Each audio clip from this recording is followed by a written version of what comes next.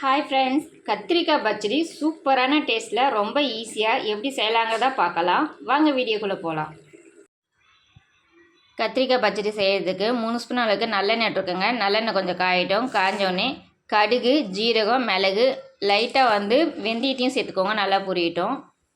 பெரிய வெங்காயம் கட் பண்ணி வச்சுருங்க, அதையும் சேர்த்துக்கலாம். அது கூடவே கருவேப்பிலை சேர்த்துருக்கேன். 4 பல் பூண்டு, 2 பச்சை மிளகாய் கீனி போட்டுடலாம். அதுவும் சேர்ந்து நல்லா வதங்கட்டும்.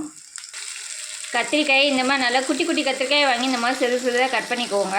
அது கூடவே தக்காளி ஒன்று சேர்த்துக்கலாம். தேவையான அளவுக்கு உப்பு சேர்த்துக்கலாம். மஞ்சள்தூள் சேர்த்துட்டு ஒரு 2 நிமிஷம் நல்லா வதங்க விடுங்க. ஒரு மூடி போட்டு ஒரு 5லேருந்து ஒரு 7 நிமிஷம் நல்லா வேகட்டும். அடுப்பு லோ ஃப்ளேம்லேயே வச்சுக்கோங்க. அதுக்கப்புறம் நம்ம மசாலாலாம் சேர்த்துக்கலாம்.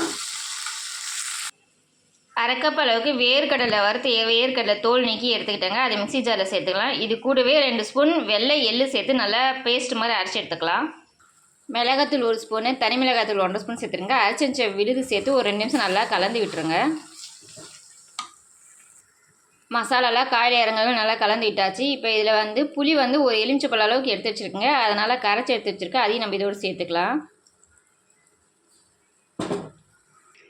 ஓரத்தில் இப்படி எண்ணெய் பிரிஞ்சு வந்தோடனே அடுப்பு நல்லா ஆஃப் பண்ணிவிடுங்க. சூப்பரான கத்திரிக்காய் பச்சடி ரெடி ஆகிடுச்சு. இது பிரியாணிக்கு மட்டும் இல்லைங்க, சுட சுட சாதம், இட்லி, தோசை கூட பக்காவாக இருக்கும். கண்டிப்பாக ட்ரை பண்ணி பாருங்கள். Bye friends.